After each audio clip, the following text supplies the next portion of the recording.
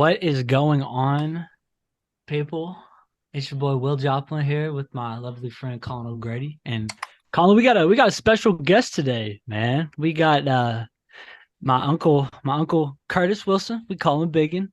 Uh Biggin is a avid OU fan. He got me started back when I was a little kid, always being at Granny's. Biggin was definitely somebody I followed into it. And so here we are. Biggin's how many episodes you been watching, Big? Like two, probably as of right now. Probably two. Probably Yeah, two. and he's a big fan, so we You got figured me hooked. today. So big, how you doing, brother? I'm doing great. I'm doing great. How about you guys?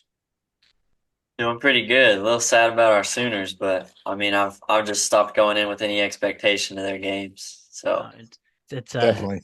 it's bad place to be. Well, yeah. So Colin, I saw you at the gym on Saturday, and I just gotten off the phone with Biggin, talking about getting him on here. We talked about the OU game, and do you remember what I told you when we met in the gym?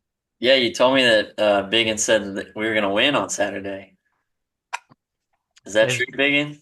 It is true. I had a feeling. I had a feeling. And for about a half, I felt great about that feeling. Yeah, they definitely looked like a different team in the first half. Not that all our problems were solved offensively, but we were moving the ball a little bit. And then after halftime, it went downhill in a hurry. And that's Yeah, what I I was talking to Granny about. It was like I kind of pissed me off more that we played decent in the first half because they got my hopes up, and I haven't had my hopes up in about 3 weeks, and it still ended bad. I expected that that program's got a lot of pride and that there's a lot of good leadership on that team, especially on the defensive side of the ball. But I really expected the offense to come out and do some different things and really reach down and man up. And And they did. They did for a good while. And then, when Sexton gets hurt, things change a little bit. But the long and the short of it is that that pride can only take you so far. And Ole Miss got in the locker room and did some defensive adjustments and really gave our offensive line fits coming out after halftime. So what are you going to do? Yeah, and that's back-to-back weeks too, where we've given up 9 sacks. I don't know if they changed it from 9 to 10 for last Saturday with like the official stats, but I mean we're gonna set a record this season for most sacks given up by OU offensive line. So there's really not much you can do. I think I saw a thing today on Twitter where Jackson Arnold rushed for over like 100 yards on Saturday, but it was only like 30 or 40 of them counted because we netted that's how many he netted because we had like 60 yards lost in the rush game because of sacks. So there's not really anything you can do. It doesn't matter, I mean, what you're scheming up if your offensive line can't block. So 9 sacks back-to-back weeks is just absolutely abysmal. It's absolutely pathetic, and it's I so think it's so damn aggravating too because Jackson Arnold actually looked decent this week. Um, definitely looked better than he had been in the past, and the fact that we couldn't really see his full capability because he never had more than 2 damn seconds in the. But I don't know. It's really hard. But what are you gonna do? I mean, we've been here all year. Um, I don't know. I don't know if coaching changes need to be made in the off season. But something better figured out fast because this is hard to watch. we gave up 5 sacks in the last 10 plays. Yeah. And Yeah. I really thought that the freshman left tackle they brought in struggled. But I went back and watched the game again this morning, and our problems weren't him. I mean, he gave up some sacks late in the game, but our problems in the second half did not start with that guy. Right, and I saw one picture. I don't know if you saw this, Biggin, but somebody uh somebody took a picture or just like screenshotted it when it was paused, and we've got four offensive linemen blocking one guy. Yeah, Uh, and then there's a rusher just coming free through the line. So it's not like a physical thing. It's just they're clueless out there. I truly think that they just have no idea what they're doing. Um, I mean, teams are getting pressure, rushing three on us. Jacob Sexton going down doesn't help things at all, which he hasn't been 100% all year long. So at what point do you kind of have to move on from him from this year? I don't know, because we did look a whole lot worse when he was out of the game. So it's like you want him to play, but he's clearly not healthy. But Biggin, I want to know what you think about uh Bill Bedenbaugh because he has had success in the past, but these past couple of years the offensive line hasn't been good, rushing game hasn't been good. But this, I feel like this is the type of year that's just inexcusable. Man, I think that when we lost Green this past year, that threw us into a tailspin. And of course, you lose Guyton. I think he left early. You bring in some guys out of the portal. Um, I still believe in Bedenbaugh. Um, but I heard Kel Gundy say something this week about that you got to be in Bill's system for 2 to 3 years for it to really, really show up and guys look like what we would expect Oklahoma offensive linemen to look like. And the guys that we got, we had a guy from USC, guy from North Texas, and I think a guy from Michigan State, right? And I'm not sure, other than the guy from North Texas, that those other guys were solid players where they came from. And so I don't know that Bill is a miracle worker, um, but I do think that with the fact that we only have 4 games remaining, they may start switching some things up in the offensive line and start playing some of the true freshmen and giving those guys some looks. Because you're right, um, whenever Ole Miss started changing things up and started running some twists and some stunts, those guys on the interior looked absolutely lost, and they shouldn't look lost at this point in the season. And I don't know what you do. Um, I say you start building for next year, play the guys you hope to have a future with, and if it results in some of those transfers coming in and setting the bench, then they set the bench.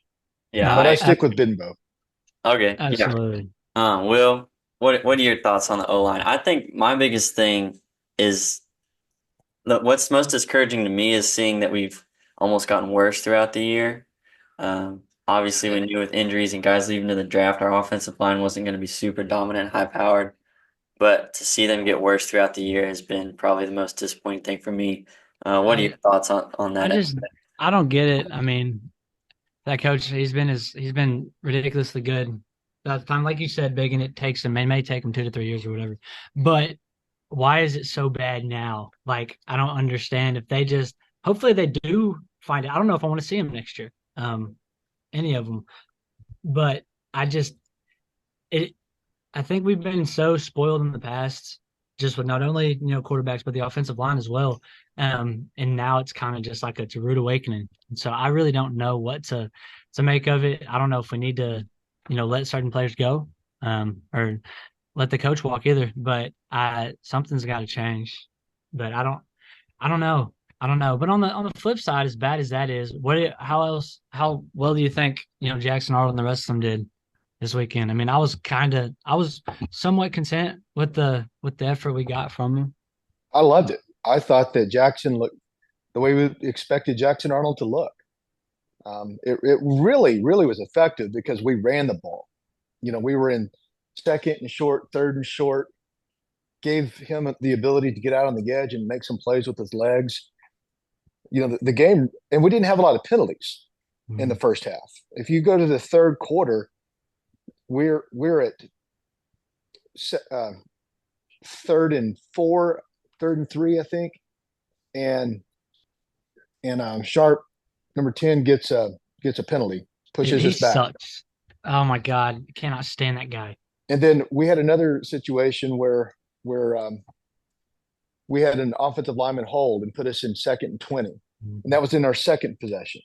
And that that team played well in the first half because they were able to stay in front of the sticks. I thought the offensive line in the first half put them in great positions. We got some gap plays, some 10 yard plays in out of the run game. Didn't happen in the second quarter or the second half, third quarter, because they weren't in a position where they could run the ball. When you're at Mhm. second and 20, you gotta throw it, and that's not what we're built for. Yeah, I agree completely. And in that first half, you see like you said, they opened up running lanes, which made it easier, and staying ahead of the sticks. And I mean, one thing I noticed about Jackson too is he was a lot quicker in his decision making in the first half. It was like first progression, second progression, not there. It's like check down, balls out. He hit a lot more check downs. I thought Javante Barnes ran well in that first half. And if Taylor Tatum can learn how to pass block and if he can learn how to hold onto the Hold ball, on to the damn he's going to ball. be a really good player. But you can't. I feel like you can hardly play the kid right now because that dude coughs up the ball. It seems like 20%, 30% of the time he touches it. But no, I thought Jackson Arnold looked good. Jacob Jordan, I thought looked good again. Preferred walk on that kid. That kid's exciting. That touchdown catch he had in the corner of the end zone was nice off of that Jackson scramble. But Will, I was one of the guys. I was kind of defending Jackson at the start of the year, and then the Hmm. Tennessee game happened, and I was all out on Jackson. I think we owe him a little bit of an apology, but Yeah, I yeah. think in hindsight, looking back on it, if we could do it again, I think he absolutely needed to be benched against Tennessee, just because it was not his day. The three turnovers were pretty terrible. I'd like to see how the game would have happened without those turnovers, but I think where we went wrong is writing him off so fast. I think Mhm. maybe. Um, Instead of, which I don't know how the practices went, but it seems like after that Tennessee game, it was kind of Michael Hawkins' team after that, and we didn't really give Jackson any second thought. And then, he wins the Auburn game, but then looks terrible against Texas and South Carolina. I think Jackson definitely needed to be benched against Tennessee, but maybe, if he comes in back as a starter against Auburn that next week, we don't know how that Texas game goes. We don't know how the South Carolina game goes. So, No, um, for sure. I definitely owe him an apology. I no longer think he's a pussy, but I think it. That's the thing, Big. I've been calling him that for a minute, dude. It's just like when you look into his eyes and stuff, he looks nervous as hell all the time. So maybe he did some while he was doing some soul searching on those two, humbling weeks. I think he's so far he's doing really good. I'm real curious to see how he finishes out the season, though. I think we'll be able to tell a lot from him. Even though our O line's gonna be dog.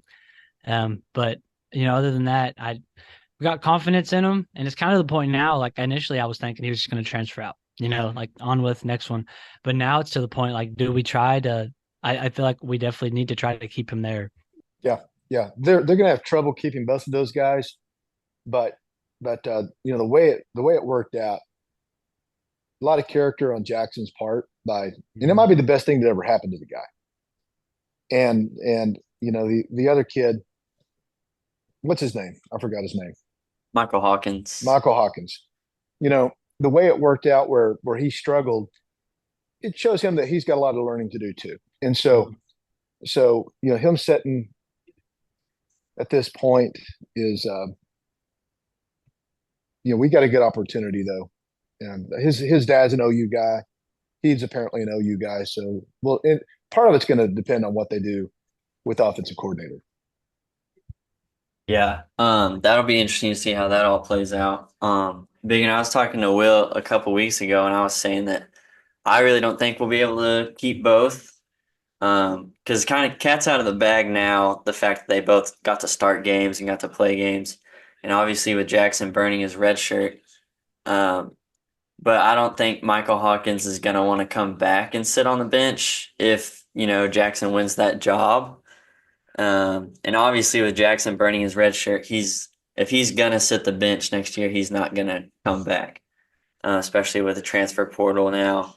So I think we do lose one of the two. I just hope we don't lose both. I think that's absolute worst case scenario, especially with a new OC coming in. If you lose both quarterbacks, who are high caliber guys, both 5 stars, I think they were. And you bring in a new OC, I just feel like it's going to be more rough sledding next year if both those guys decide to transfer out. Yeah, That would be a disaster. it would be very bad. Well, as bad as Saturday went, which there were some upsides. I want to know now, like what. Let's hear. I want to hear both y'all's predictions for the rest of the season, win and loss wise. I think we go 2-2. I think we take care of Maine this weekend, and I think we go up to Missouri and beat Missouri. Really? Yeah, but I think we're going to get rolled by Alabama, and I think we're going to get rolled by LSU.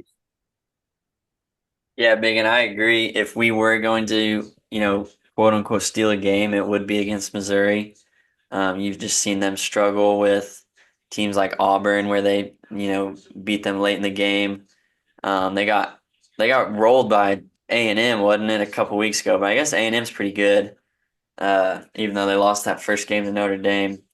Um, As but long as they're yeah, I don't I competitive. don't see us winning against Alabama. I don't see us going to LSU and winning. So if we're gonna get bowl eligible, it's got to be that Missouri game. I don't see any other way we pull out a win.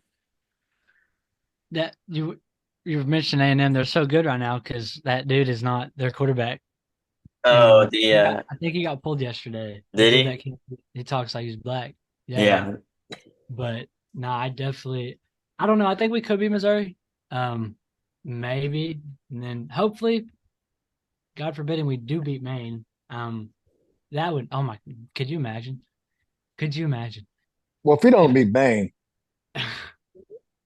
I mean, if we don't beat Maine, I mean, there are going to be boosters that Oh are yeah. at the president's office on Monday, and heads are going to roll. Uh, it, surely that it's out of the picture, but you never know. But no, I think it would be dope as hell though if we ended up somehow if we only get one more game in the season, if we beat Alabama at home, I think that would be top tier because they're not playing as good as they possibly can right now. But if we were to turn it on for one game, Alabama at home would be sick. I think we'd have a good turnout, and then we'd be bowl eligible if we get two more. You know, So I think. we may get well, should have Burks back by then, and we may get Farouk back by then. yeah. And Nice. another thing about them is in BV's coaches show that he does every week, he talked about all of them told him supposedly they all came into his office, he didn't approach them, and they talked about wanting to come back because there've been rumors about Nick Anderson was gonna nurse that leg injury that he had, like that soft tissue stuff, and he was gonna just sit out and just prepare for the draft, and Deion Burks was kind of gonna do the same, but I guess they came back and said that they wanted to come back for next year. So, um, that is exciting because they are high caliber receivers, but also, they've been hurt all year long. So, Mhm. it's like, how much hope do you put in that they're going to be available next year? But it would be nice if they would all come back and stay healthy next year. Obviously, that's a lot more weapons for whoever our quarterback's going to be to throw to. Yeah. Yeah, Let's I see would. what Missouri's got a bye week in front of us, so that's not going to help. But I think Missouri's awful. I think they're worse than we are. Megan, are you on Twitter at all? Yeah. Or X? So, Mhm. do you ever see the OU and Missouri fan interactions? Oh yes. Yeah, they're Yeah. Big is probably in them. I, I may have started them. Who's to say? yeah. Well, I just know, OU started the whole thing calling them mid-zoo because, for some reason when we joined the SEC, all these Missouri fans are talking about like a rivalry getting renewed. And we're like, we never once viewed you guys as a rival, uh, that type of thing. And then, Caden Green transferring to Missouri this past Then Theo offseason Wease didn't help too. things any better. And I think Drinkwitz is a kind of a dork. I think he's a weirdo. Totally agree. Didn't He is a Theo Wease whack transfer job. over to Missouri too? He did. That's what I thought. Yeah. Because remember, he was the one that A&M dude gave him a blanket That's before right. the game, Yeah. and he didn't absolutely do anything. But yeah, I don't know. I definitely wouldn't consider them kind of like Oklahoma State. Obviously, OSU would be more of a rivalry, but their fans are just so obnoxious for no reason. Well, that's the only thing that they've done well in the SEC is have obnoxious fans with the rest of them. That is true. They had that year last year was kind of a one off, and then they're having a good year this year. As far as you look at their record, but go look at their schedule and how weak their schedule is this year, and it's like, well, Mhm. I would hope you could win games. It's got to be one of the worst Division One schedules of Power Five conference teams of all time. I don't know that I've ever seen a worse schedule. Yeah, and then you see teams like, us and Florida who just have absolute gauntlets. Mhm. Um, it makes you wonder how they'd be better off, I think, just drawing names out of a hat, and that's how they do the schedules in the SEC. Because they were supposed to, I guess, do the tiers or whatever, and pair teams up with so many top tier teams and so many bottom tier teams or whatever. Or I had heard that was the rumor of how they were going to do it, but I don't know how they landed on some of these schedules. Because I mean, it's brutal. And then you look at OU's schedule, how backloaded it is with away games. You know, we finish with at Ole Miss, at Missouri, at LSU, to round out the season. It's just like, how did we wind up on that decision? It's definitely a rude awakening for sure. And people saying that really pisses me off is people saying we're not SEC ready. Like, to be fair, I don't think we'd be ready in half the conferences right now. Definitely not the Big 12. I think we would be in the lower half there for sure. So it's like it's not just y'all, okay? Like, don't. I feel like they're taking way too much credit. And A&M fans right now, I know way too many A&M fans that are hitting me up saying that we're not SEC ready.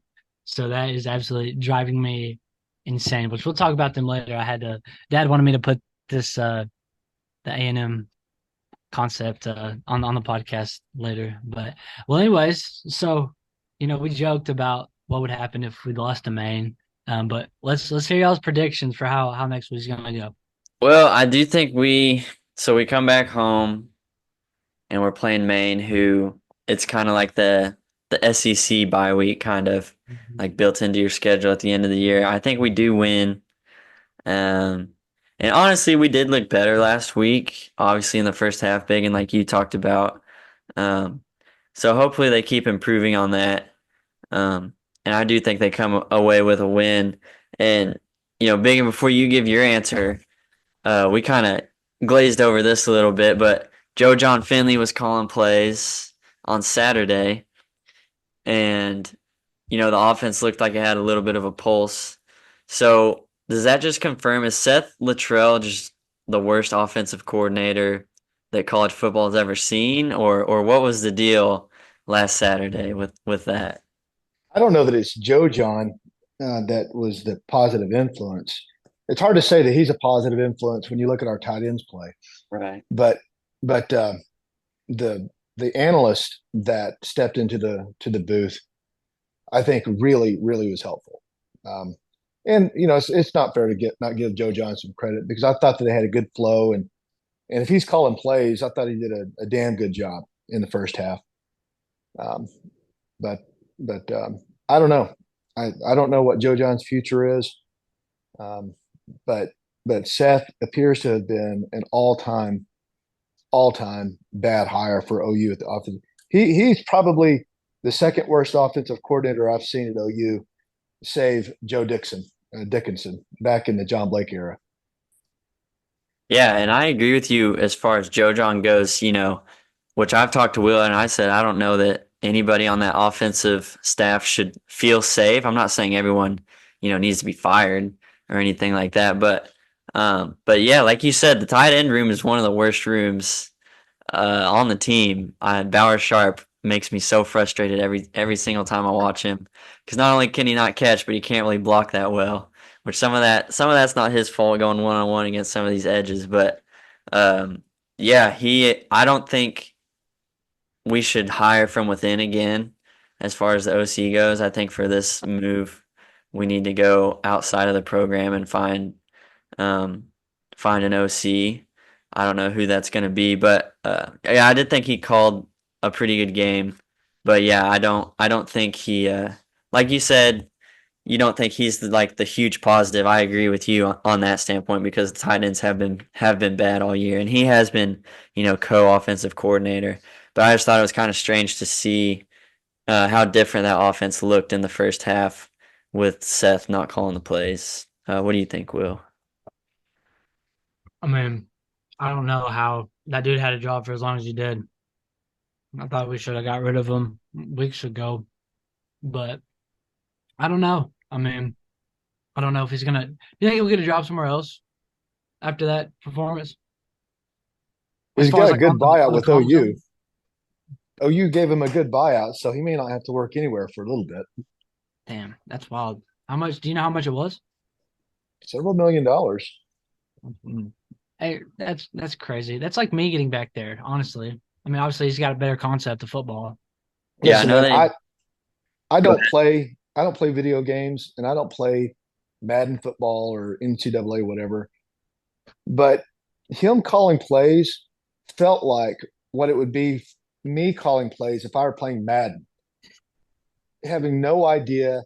Just, hey, you know what? We're going to run this play. It is not linked to the next play. We're going to run a double flea flicker reverse, just whatever sounds good. And that's Seth Luttrell. They had no balance, nothing built off of anything else. At least in this past game, you could see how some of their schemes were starting to build. Where, hey, we're gashing them up the middle. They bring guys in the box. We roll Jackson out. He's got options on the edge. It worked. And so if Joe John's responsible for that, then give him give him another opportunity to have a positive experience. If they keep playing well on the offensive side and start building, don't be surprised if they don't make a change at offensive coordinator. They may bring in someone to be a quarterback's coach or something like that. Yeah, I think you nailed it saying that Seth's plays never seemed like they linked together. It would be like, which we always started behind the chains anyways, which is never good. But then, we'd get some positive momentum going with, we'd go sit down in the zone, throw a pass. Those intermediate passes would be good. And then, we just run inside zone and get stuffed right at the line or for a loss. But then, like you said, last Saturday, it was like the plays kind of, played off each other, and we stayed ahead of the sticks, and it wasn't always trying to get a first down, but maybe like get a third and manageable or something like that. And like you said, guys would start, those safeties and linebackers would start creeping up, and we'd roll Jackson out or we'd send a guy on a go route. So I did think that we looked like we had way more flow. And yeah, that's the worst thing with Seth is it never felt like we had an identity. Like we weren't, with Jeff Lebby, it was at least we're going to go fast. I didn't love his offense either. And then obviously Lincoln brought back that air raid type of stuff. But with Seth Luttrell, it's like you never knew what our identity was, and you never knew what kind of offense you were going to get when he was calling plays. Yeah. I don't. I think definitely if we have a good showing the rest of the year, you consider keeping him. But I don't know. I think we'll have a good game next week. We should be able to, have a little more leeway to, see if we can get other stuff rather than check downs. But I want to see next week, since Maine, I'm assuming it's probably not gonna be that good. I want to see more deep balls, bro. Just test the waters. Like I know Jackson Arnold isn't, the best out there when it comes to that. I know he's had a few in the past few games. But definitely want to see the deep ball incorporated next week. That will give But me a little we bit of hope and we just excitement. have we just haven't had enough explosive plays. That everyone knows that because we haven't had enough plays. I mean, when one out of every, let's say, out of every 10 plays is going to be a 20-yard plus play, we just don't have enough population of plays to accumulate enough opportunities to have an explosive play. And that's why I think that the walk on 88, that guy is going to be an important part of this team going forward because he is reliable. I mean, he can find a soft spot in the zone. You throw in the ball, he's going to catch it. And next thing you know, we got a first down. Now we got another opportunity of three plays to bust one off. And we just haven't had that all year long. Yeah. How many 3-and-outs you think we've had this year, Biggin? Like it's been ridiculous the amount of possessions that end as soon as they start. So yeah, it's part of that is we really just don't run enough plays to get explosive plays. And then, when your quarterback gets sacked 9 times back-to-back weeks, that really hurts your ability to have explosive plays because he's got no time to do anything. So it's just a bad combination like we've been talking about, all year long, just a culmination of so many things that make this offense one of the worst offenses, that we've ever had to watch at OU. You didn't watch 1996 Oklahoma, though, Dude, that's what I was going to ask you about. Damn it. is it which is worse? Because Kevin watched it the other day, the podcast, and he was like, "But it wasn't as bad as when before y'all were born." So I don't know. Listen, man, this seems bad. This is not rock bottom. We've been at rock bottom. This is not rock bottom. This isn't even close to rock bottom. Oh my Lord. Yeah, I mean it's safe to say me and Will have been spoiled as far as watching OU football goes. Um, but yeah, luckily I wasn't even around in '96 to have to Hmm. endure those seasons. But I hear about them from my dad, and my uncle having to watch those. So we definitely have heard about how bad it's got, but we've never had to experience that, luckily. I Oh. specifically remember walking out of the stadium after losing to Tulsa at home, Oof. thinking the Oklahoma dynasty is over. The program is at an all-time bad, and it was awful. But that's what makes Oklahoma Oklahoma. Is as bad as it gets, they're going to come back. They've done it decade after decade after decade. So don't worry, we're going to be fine. Do you Yeah, think going go ahead, forward Will. that you think going forward Brent is our guy though? I totally believe in Brent. Totally believe in him. I do too. And I do, still have that hope. Obviously, it's not fun to watch them lose games. And I still want them to, go out, maybe steal a couple games, and I definitely want to see them get bowl eligible. But I do have a lot of hope for the future because we do recruit well, and I think Brett, like you said, I think Brent is the guy. I also believe in him. Just look what he's done to that defense. That was bad. He's missed on his OC hires, and you could say Jeff Lebby wasn't a miss. Um, I mean that's kind of up for debate. I think we can all agree that Seth Luttrell was a miss, but I think that he's never been a head coach before. He's been the assistant to some really good, Bill Snyder, he was on that staff, and then Bob Stoops obviously is a Hall of Famer. Dabo's going to be a Hall of Famer. So, he's got to learn from uh, a really good, pool of coaches. So I think he's still obviously learning. 3 years in, it sucks that we're, still flirting with a losing season. But they've had a lot of bad luck this year. Some things haven't gone their way. But I mean, all that is to say, I think Brent, he's on fire for Oklahoma. He's got deep roots here. I think he is the guy going forward. I think he's a big culture guy, and I think he will, get it turned around. He's just got to figure some things out on that offensive side of the ball, obviously. But that's no secret to him either. If we see it and we talk about it, he obviously sees it, and I think he'll address it. I think that Brent has been disgusted with what's going on that side of the ball, and it's been clear in his comments. If you look at what he's done on defense, it's totally obvious to anyone that's watched Oklahoma, in the past 10 years, how much better they are. Their attention to detail on the defensive side of the ball is absolutely fantastic. It has not gone to the offensive side of the ball. They have way, way, way too many pre-snap mistakes. And when the play's on, they're having to think too much, making way too many mistakes, and it's disgusting him. But I do think that the decision he makes at offensive coordinator will define whether he's going to be successful in Oklahoma or he's not going to be successful. It's as simple as that. Yeah, and me and Colin had talked about in the previous episodes. Just imagine if Brent Venables and Lincoln Riley had a kid. That'd be like the greatest overall head coach of all time. Lincoln's not going anywhere. I saw that he's got like a $90 million buyout. That even if they wanted to part ways with him, they probably couldn't afford it. We're back. We're still balling on a budget. We are not where we need to be yet, but we will be there soon. We're gonna get some more viewers.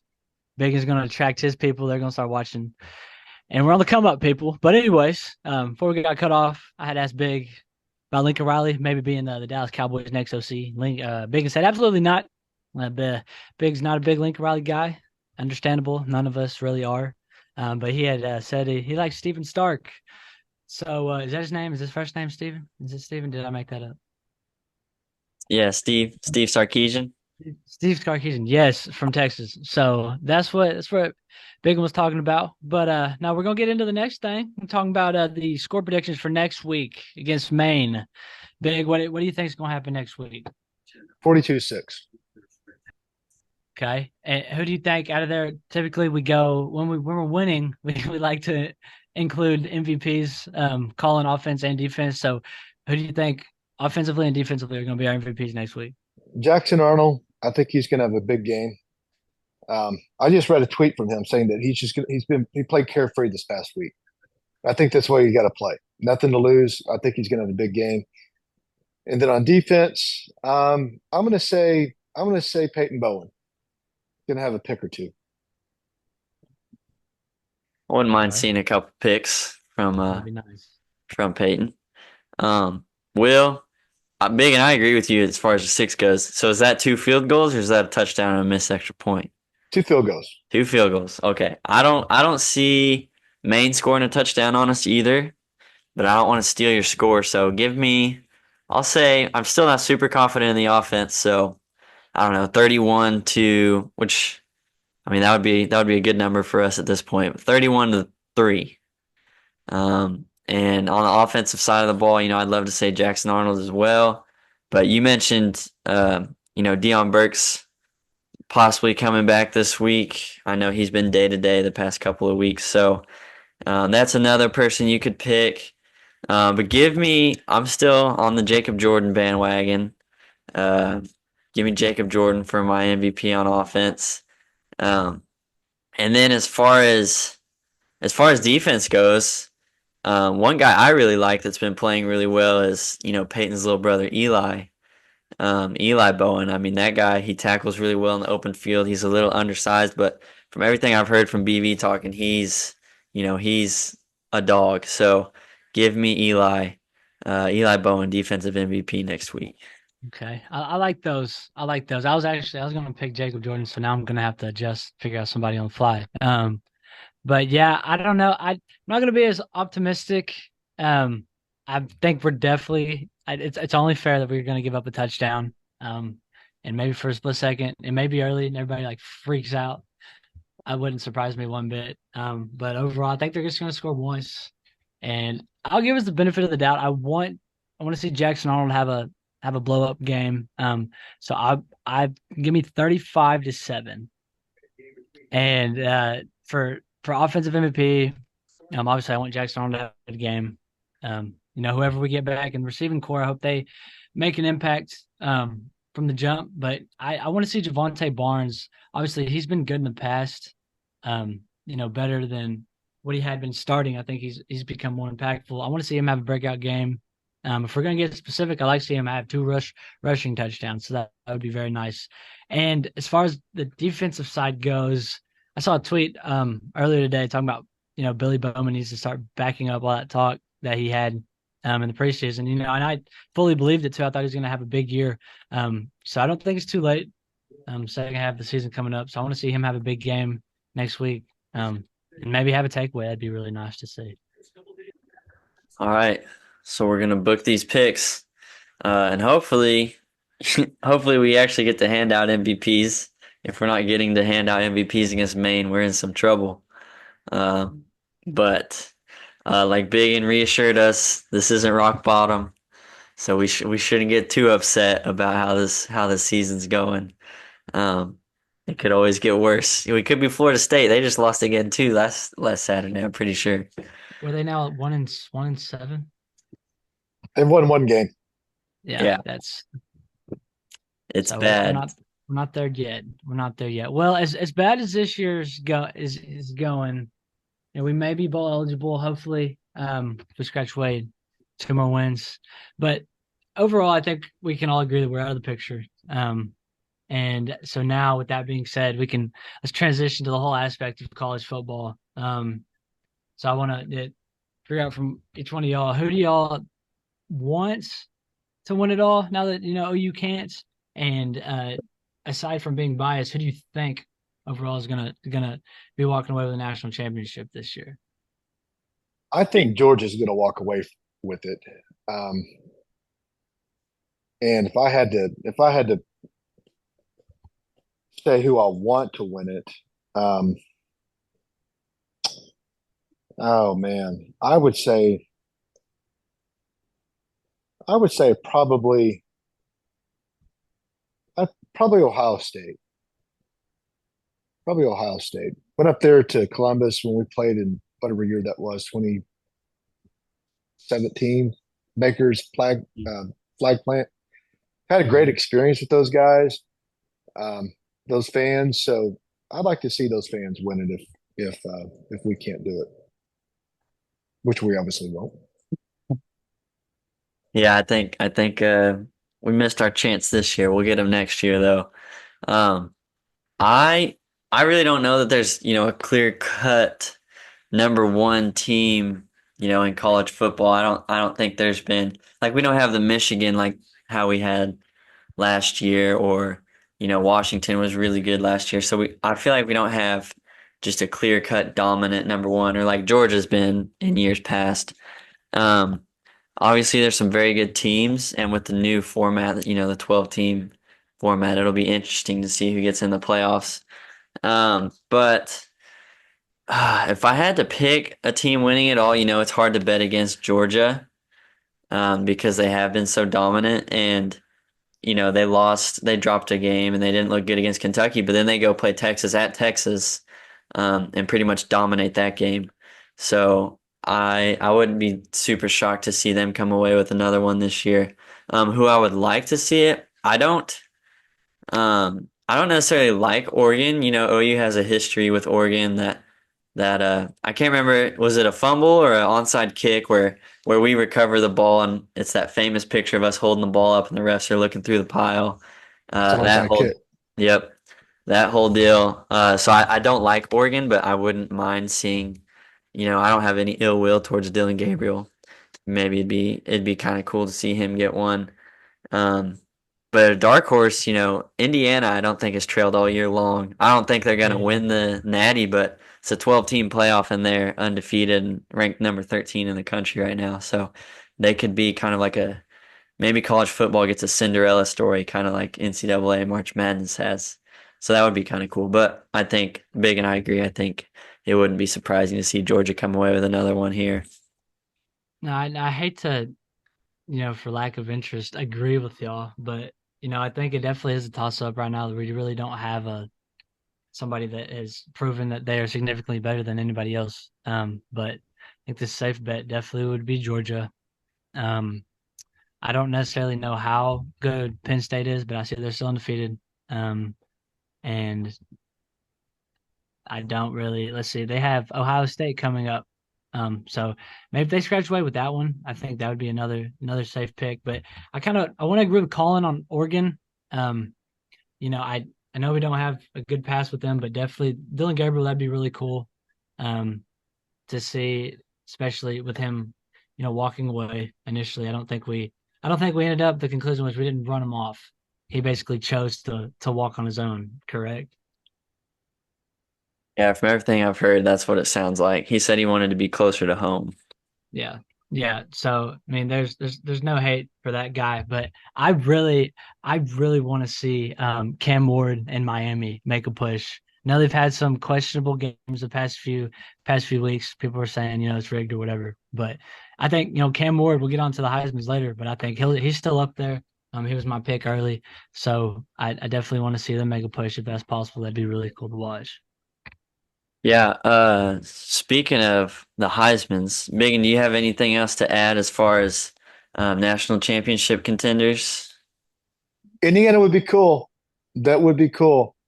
I haven't watched them play this year, but they seem to be rolling. Yeah, who'd And they just beat Saturday? Washington. That's right.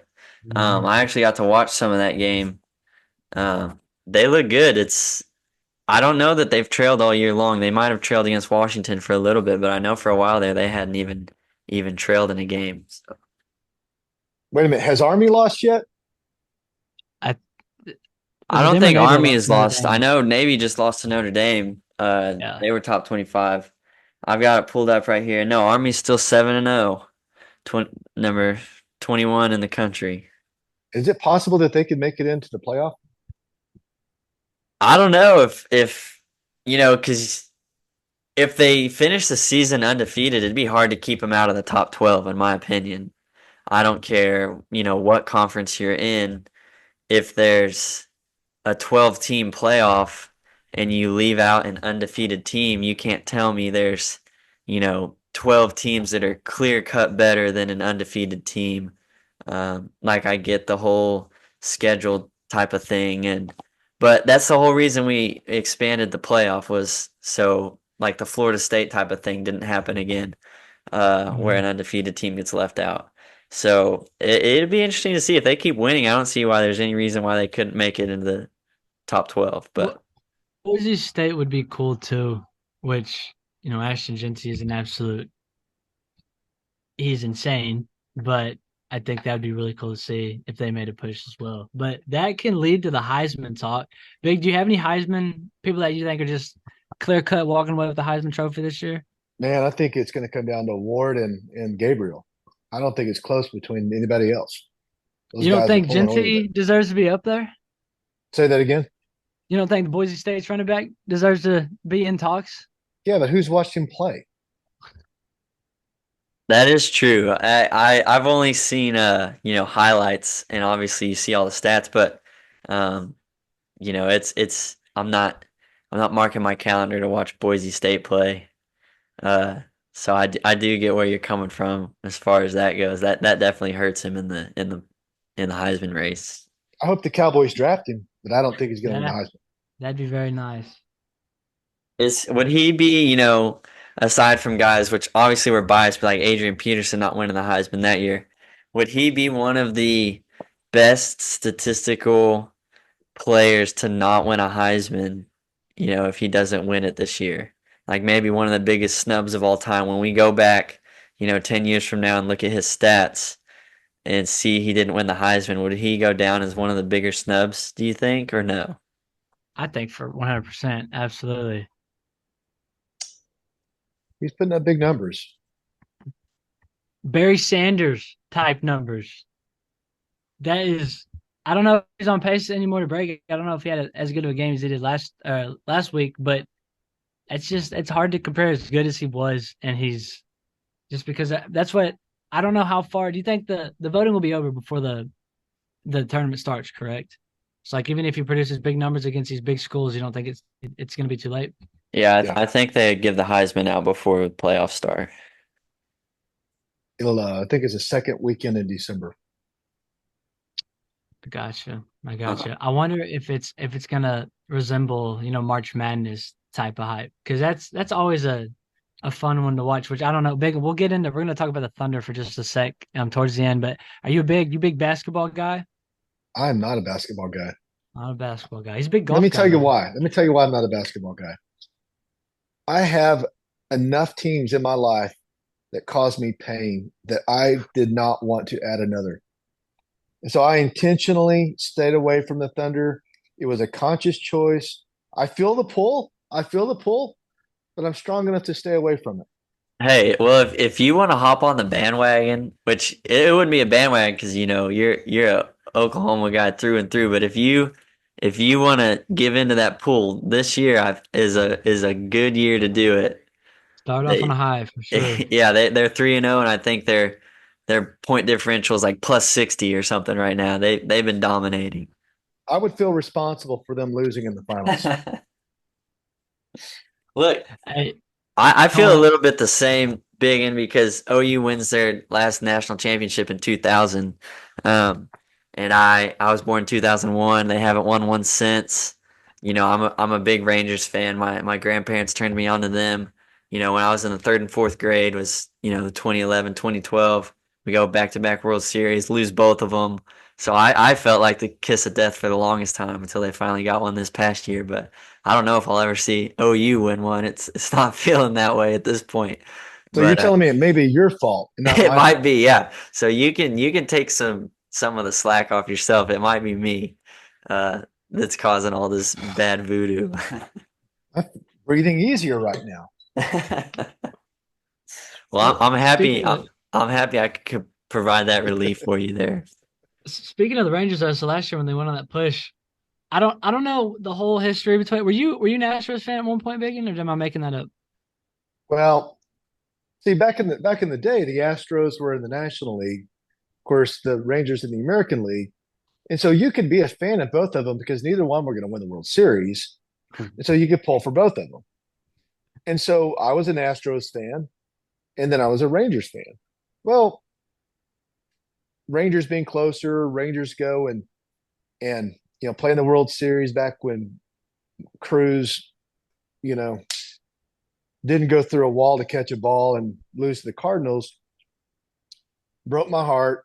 I felt like I deserved a World Series. And so here comes the Astros in the American League. And so I decided that if players can be free agents, if they can move from team to team, there's no loyalty, I should not be bound by anything other than an opportunity to go claim a championship. So when the Astros were making their run, I signed with the Astros. So okay, that leads that perfect to my next question. So recently, when the Rangers won the World Series, we may have to show the clip, Colin, if I get it over to you. So Biggin actually had a re-signing, and the funniest part about this is he doesn't even have a Texas Rangers hat. I don't believe. I think it's just a plain hat, but he has a laminated picture of a Texas Ranger symbol. And I don't know if it was right before we won it or right after. I don't necessarily know the exact date of it. Do you remember, Big? You need to find the clip and send it to me. Okay. Okay. But it was sometime. I don't know. I think it was maybe when the Rangers won the division, didn't they not? That Oh, year? they ended No, up they being a lost. wild card team because they Mhm. started choking. All right. Well, at some point, whenever they made the playoffs, that's when I had my official signing day. After a long recruitment process, I'm glad the journey's over. It's been a lot of soul searching and trying to figure out what I want to do. But after careful consideration and talking with my family, I decided I'll spend my commitment with it's going to be Go Rangers! Yeah! That's a pretty good time to have a signing day, is right when your team makes the playoffs. That's pretty foolproof right there. So did you sign with a different team? You signed back with the Astros this year because the Rangers stunk it up so bad? You know, I actually have a Yankees hat that I ran in this morning, so I don't have a Dodgers hat. Well, that's good. That's good. He's on the move. He's a busy man during free agency. Let me That's tell what you. it sounds like as far as baseball goes, at least. So yeah, Big, I definitely think you should hop on the Thunder. Just give them a look, man. They're really fun to watch. I think you'd have a good time watching them. I'm certain that I would, but I have enough vices in my life. I know. At what point does this start becoming worse than drugs and alcohol? Putting ourselves through this every Saturday, and then I know you guys are bigger Cowboys fans than I am on Sundays, Uh, and watching the Rangers and the Thunder all year long to have our hearts broken eventually at the end. So, um, just not good for your health overall, I don't think. Well, if I die a premature death, it is going to be because of Oklahoma football. There's no doubt. Is it gonna be like they make you so mad, maybe like your heart explodes or something, or how's that gonna go down? It's going to be that, or my wife kicks me out of the house and makes me sleep outside, and I die of exposure or something like that. well, so Colin, last week after we had put on that shit show against South Carolina, we are typically my mom's side. We all have a group chat and we talk about the game. Nobody could get a hold of Biggin. Like no, we everybody tried to call him. He wasn't saying anything in the group. And then finally a day later, I guess he just had a reset day. He couldn't take it anymore. So it definitely he goes through it just like it's probably worse. I feel like he loses his mind a little bit because he's related to Kevin, and Kevin is the absolute worst when it comes to Oklahoma football. Yeah, and Danny Stutzman has the balls to come out and say we weren't really fans Yeah. in the first place. Yeah. He just doesn't get the extent of what we go through as fans. It is a total and complete investment for which we don't get paid for. Yeah, you actually lose money in the whole deal, so that makes it even worse. It's so much deeper, man. And it affects my mental health. Seasonal depression is a thing, but I'm glad you actually brought up the contracts, Biggin, because I'd been talking about it in the past, signing a contract for the NFL teams because I'm sick of watching the Dallas Cowboys until Jerry Jones is gone. Um, it's gonna continue. And I don't want to. I don't have to put myself through that. You don't. You don't. Not at all. Well, have you decided who you're going to sign with yet? I'm thinking I'm gonna. The Houston Texans are really siding with me the best right now. I see the most benefits out of it. Speaking of that though, Megan, did you see the end of the Commanders and Bears game? Did you, Colin? I didn't see it live, but I did see Oh, the replay of it. wild. Did you see a replay of it, Colin? No, I didn't. So Jaden Daniels throws a Hail Mary at the 50 with time running out, and they throw it in the pile, hits off somebody's helmet. Commanders do catches it in the end zone, and they win. That's And insane. there's a clip too that right before the play, like as it was developing, one of the cornerbacks was like taunting one of the either the fans or a Commander's receiver, and he ends up like being in the pile that it hits off him, and they end up losing. It was As the absolutely play is insane. happening, he's taunting fans with his back turned. Is It that, I was mean, that basically sums up the Chicago Bears, though. Um, they've been bad for a little while, and Caleb Williams comes in, and it's all before him it was Justin Fields who was going to be the savior of the franchise, but I don't know they might be down bad for a while, but poor Bears fans, man, that and sucks. That's a I tough feel way to like lose a Justin game. Fields is still getting screwed right now in Pittsburgh. Yeah, well, he's playing pretty good ball and got benched for Russell Wilson, Yeah. who's definitely past his prime at this point. But yeah, I'm not. I don't follow the NFL as well as I should. Um, just because, like you said, the Cowboys are hard to root for. Um, I usually end up just following former OU players at this point. Uh, Mhm. make sure they're doing good. Well, the Well, Cowboys are disgusting. They true, truly, true. truly are. You're letting us down again or not? Down 10, about to go into the fourth. But well, Colin, is there unless anything else college football wise you want to talk about? Figured we'd move on to Thunder real quick. Well, 3-0. real quick before we go to the Thunder, you did say Brett wanted us to talk about Oh, the yeah, A and yeah, M yeah, yeah. Colt, So, and Bacon, what do you think about the conspiracy theories of A&M being a cult? I don't think it's a conspiracy theory. I think listen, it's not a cult, but man, there are a bunch of Texas A&M fans that think that they are the greatest thing God ever put on this earth. And that program has not done anything probably since 1938. I think they won the Big 12 championship, and it might have been the first year of the conference in 90. Was that 96? And they haven't done anything since.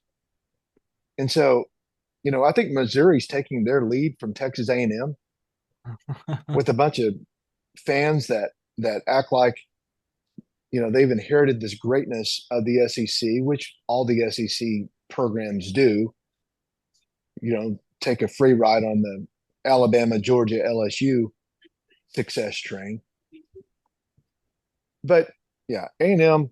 The thing about A&M fans is that they're relentless about their perceived success, and they are an echo chamber, and they totally believe it. But the rest of the college football world knows exactly what they are. I mean, they're the most inflated fan base on the planet, and it's not even close. Now, having said that, I think that Elko is going to do a damn good job for them, and they may have found their guy.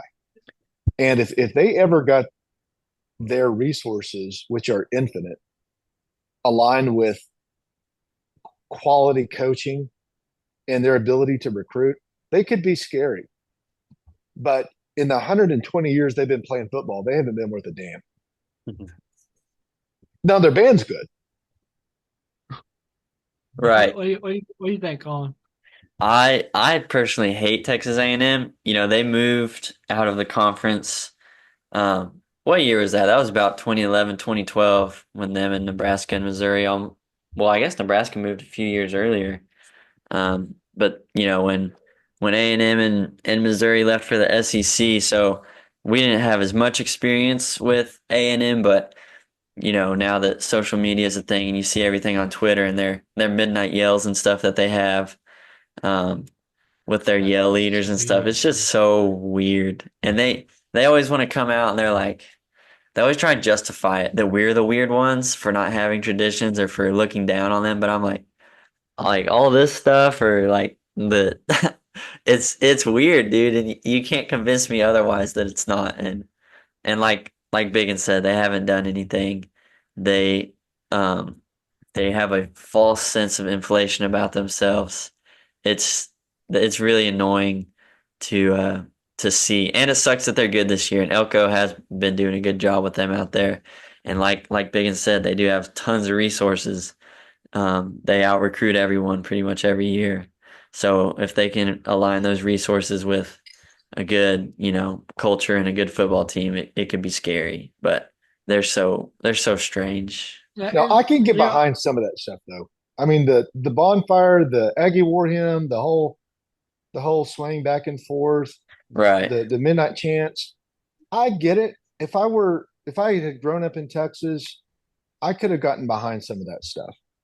But the taking it beyond that and not recognizing what you are and actually believing the hype is generational for them. That's the cultish part about it. It's that they believe this stuff. They believe that they're great. it's like they're brainwashed basically. But I don't know. I Yeah. think the stuff they do is kind of weird. Which I mean, I get tradition's tradition. We probably do some stuff that other people are like, why the hell did they do that? But like playing Toby Keith in the third quarter, I don't know why we do that.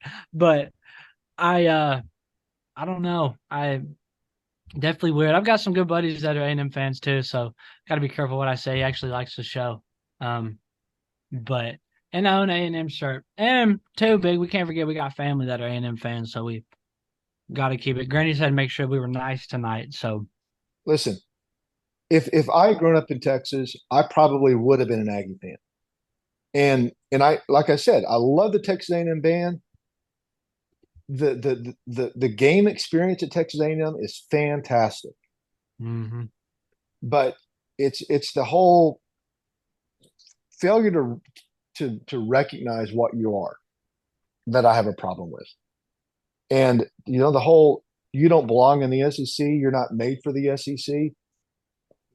Apparently, they weren't made for the Big 12. They didn't have any success in the Big 12. You know, they long for the days of the Southwestern Conference when they played, you know, Houston and SMU. That's the only time they've ever had success. Mhm. Yeah, and they'll forever, you know, be remembered by OU fans for that 77-0 beating they got from Bob Stoops.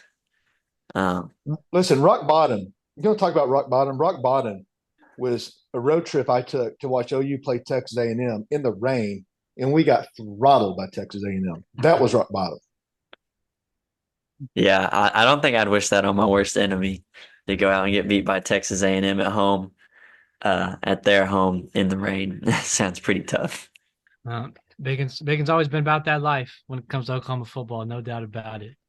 But Big, is there anything else you want to talk about football wise before we switch over to basketball real quick? We got about Yeah, 8 minutes man. remaining. Man, I think just going back to the Sooners, you know, just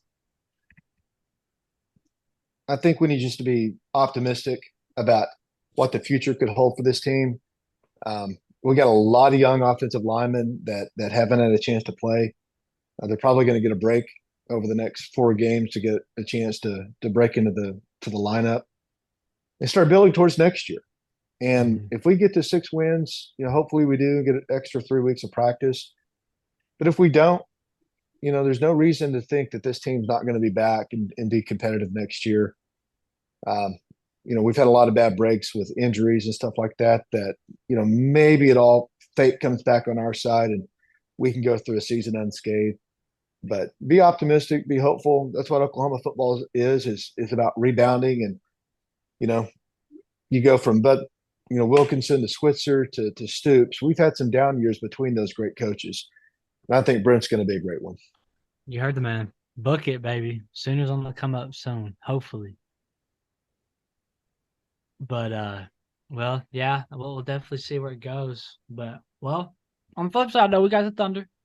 Um, off to a great start, right, Colin? 3-0, absolutely kicking the dog shit out of some teams right now. So it definitely feels good to be on the flip side of that for once. It really does. And Will, we're gonna start. We're still working it out how we're gonna do it, but start our Thunder podcast. But they play like a high school or college team in the sense of they play really free, but it's almost like there's a lot of structure and they play well off of each other as far as, one of the hardest things to guard, uh, you know, your guy, you'd guard a guy in the corner, you fall asleep a little, guy drives from the top and someone back cuts on you. Mm-hmm. The Thunder are probably the best team in the league at doing that. They score so many points in the paint. They turn teams over. They lead, the league in points off of turnovers, fast break points. They just come at you in waves, man. And it's one of those things where, watching these past 3 games, it doesn't seem like they don't beat you with a whole bunch of 3-pointers or things like that. They beat you with just suffocating defense and, like I said, points in the paint. So it's like you don't realize it. You look up and they're up by 15 or they're up by 20, and you just don't know how it happened really. Um, I think once Hartenstein comes back, and even Jay Will and Kenrich Williams are out right now, so there's three guys that add some size and length that are out. I think this team could be really, really scary with that extra length and size down low. Because along with with turning people over and running in transition to add some of that rebounding, they're going to put the league on notice this year. I've got them coming out of the West, dude. I got high hopes for this team. Um, Yeah. SGA is going to be on a revenge tour. Should have won the MVP last year. One of the most unselfish superstars in the league. He's one of one. There's no one else like him out there. So, if you couldn't tell, I'm very, very excited about this Thunder team. Yeah, I think we all are, especially how last year ended. By the way, hate the Mavs. Got a buddy at PC, name's Ray, big Mavs guy. So we're definitely some words have been said back and forth. Um, but no, definitely like what I see so far. Shea is obviously making another statement that he is the best player in the league. I don't know how he got shafted last year out of that award. I don't really understand. I mean, you lead a team that young, first in the West, and you get the short end of the stick on that. So I think he's definitely going to have a revenge tour. But Chet, man, Chet has absolutely exceeded my expectations for how early he would start dominating in this season. I didn't figure he'd pick up right where he basically left off. But we got a lot of stuff to look forward to this year. It's gonna be a long season. But I just the thing that sticks out to me the most that I like is we're so active defensively. It's so fun to watch because we're always making something happen, and then we just have some really good scorers on the team. I think Jalen Williams is going to have a humongous year, um, and I don't. Chad's obviously going to have another great year. Would it be cool to see we have possibly three All Stars this year if Jalen and Chet absolutely ball out? It's not completely out of the picture, but I've watched a lot of basketball the past few days. Surprisingly, I used to not stand the NBA, but there are some teams in the West that look okay right now. Like the Lakers look completely different under JJ Redick. Absolutely. They kind of look scary. So it's gonna be a long season, but I definitely like what I see. So looking forward to it. Absolutely. I'm as well. I am too. So like we said, Big, and it's not too late. If that pull gets too strong, just give in to it. Man, I have too much respect for people who are really bought into it to do that. And it's not because I have a problem changing teams or jumping on. It's just that I just can't do it to myself. I Biggins a man of the people. Yeah, I understand where you're coming from. Absolutely. There's nothing worse than getting your heartbreak. I think a heartbreak from a sports team might be worse than a heartbreak from a woman. It's Uh, no joke. but well, I don't have anything else, Will. Unless you do, Big, and thanks again for coming on. Super cool getting to talk to you. Glad to finally get to meet you. Obviously, I hear a lot about you from Will, but never got to meet you before. Hopefully the Sooners, show some life going into the end of the year, and then we can hit the ground running next year. But just get thanks to six again. wins, baby. Yes, get Just to get to six 6 wins. wins, get those extra 15 practices. And like you said, look, you had me wanting to run through a wall a few times talking about this is what Oklahoma football does. We get back up every time. So thanks again That's for exactly. coming on. But thanks for Super having fun me. having you. Yeah. Nice to meet you. Yeah. So, Big, obviously, it was great having you, brother. We'll probably have you back on soon. I mean, we like having guests. Bo wants to get on soon too, so may have you and Bo. I think that would definitely be a eventful. Mom's scared to death about Bo getting on anything that is going out social media just because he has absolutely no filter. But no, I definitely glad to have you on, man. If you ever have anything that you want us to talk about too, we can definitely bring it up. Let's But do it again. we really appreciate you supporting us. And thought we had a good show. But Colin, you got anything else for you want to wrap it up tonight? Yeah. So like Biggin said, it might seem bad right now, but it's not rock bottom. It's not 96. OU football, they get back up. Between Bud, Barry, and Bob, there's been some bad coaches in between. Brent's going to be the next great OU coach. So keep your head up. So this is signing off for me, Wilson, and Biggin. So this concludes this episode of 4th and 1. Thank you for watching. High